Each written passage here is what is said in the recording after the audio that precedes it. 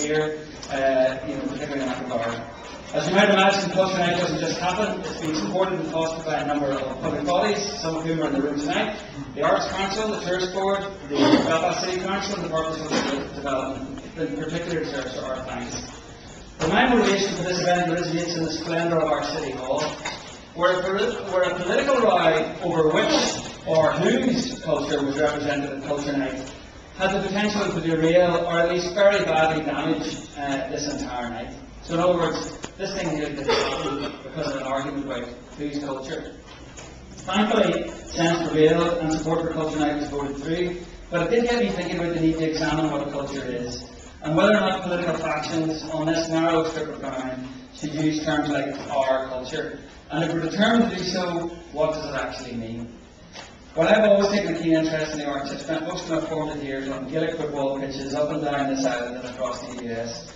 Though I have to admit I was always more motivated by the pure exhilaration of the sport, rather than sport being a powerful expression of my national or cultural identity, which was pure down, which of course was on the wrong side of the wagon, unfortunately, which of course was one of the reasons why the GAA was founded.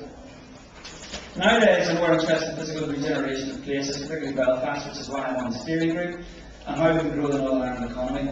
And when it's maybe a piece of the word culture in the context of tonight, phrases like entrepreneurial culture and business culture are important in my world. Though it might surprise you that a recent business gathering that I was at, German writer and polymath Goethe was the centre of attention. I also pronounce that. Can anybody pronounce Goethe?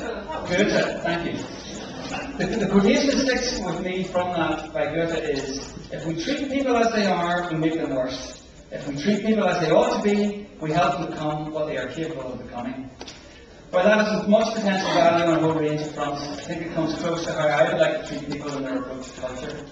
Of course, Goethe's name also fronts that great German cultural institution, the Goethe Institute, which exists all over the world, and this isn't just about the teaching of the German language, it's also about the dissemination of German culture.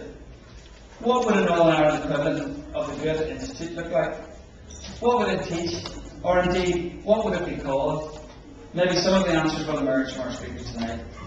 To be honest, despite the argument in City Hall and the fact that it made my blood boil wanting to do something like tonight, this event nearly didn't happen because I couldn't think of a good format for it. I didn't want an us against them student debate with two speakers and a shouting match afterwards. And it wasn't until a very pleasant dinner in the Merchant Hotel in the honour of the artist Robert Ballard during the summer that a way of doing this emerged. And I want to thank Kieran McErlean and Eamon Mahina because it was in a conversation with them that we found the answer.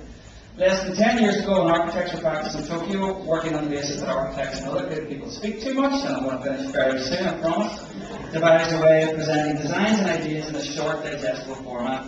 That format, called Pachacucha, literally meaning chit-chat, allows the presenter